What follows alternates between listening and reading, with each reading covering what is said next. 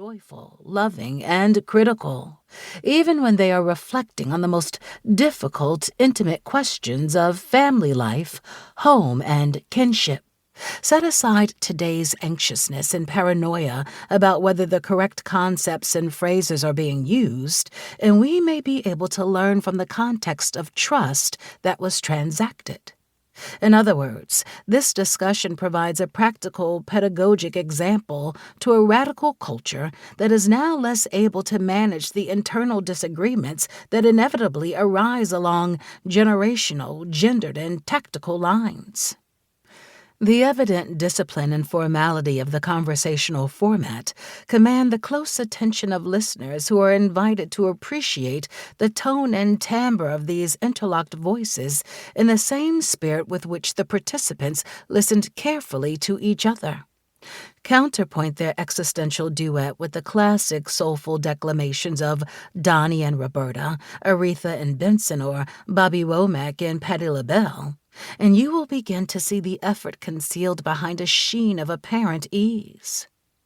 The mutual attentiveness required by the improvised movement of paired voices is educative. It encourages us to practice a deep listening and perhaps to indulge in a slower, more contemplative kind of understanding than the illuminated screen will permit.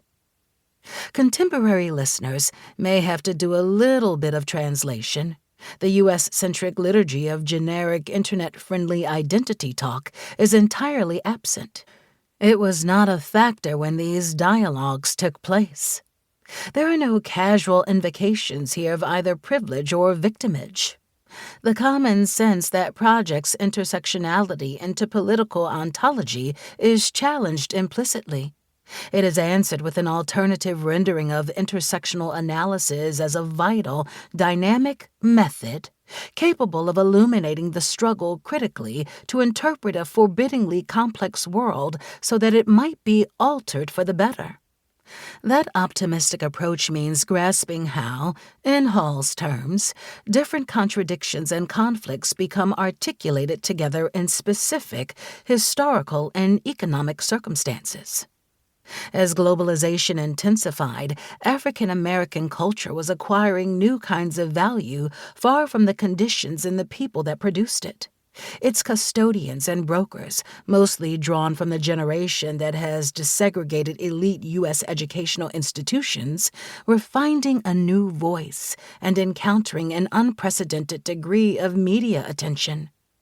A few, supposedly exceptional black intellectuals were coming under a spotlight that ancestors like Du Bois and Anna Julia Cooper did not have to contend with. Their impossible predicament was increasingly being acknowledged, often as an exotic, if morbidly prestigious item on the trophy shelves of corporate multiculturalism. Our two conversationalists meet in the rubble of past defeats. The residue of earlier countercultures provides a backdrop for their exchanges. Some of the theoretical debates that were alive at that point have now faded or lost their purchase on the world, but Frantz Fanon's writing supplies an enduring presence, a conceptual compass effective in their time and in ours. His interventions provide a cornerstone for this dialogue, which is oriented politically by events like the Nation of Islam's Million Man March. Most importantly, when this conversation took place, the personal could still be political without becoming hostage to disabling narcissism. Listeners are encouraged to be acquainted with the rebalancing of Black Atlantic protest and affirmation during the 1990s. After Black Power, it would be distinguished by the public pursuit of a new, firmly feminist settlement between women and men.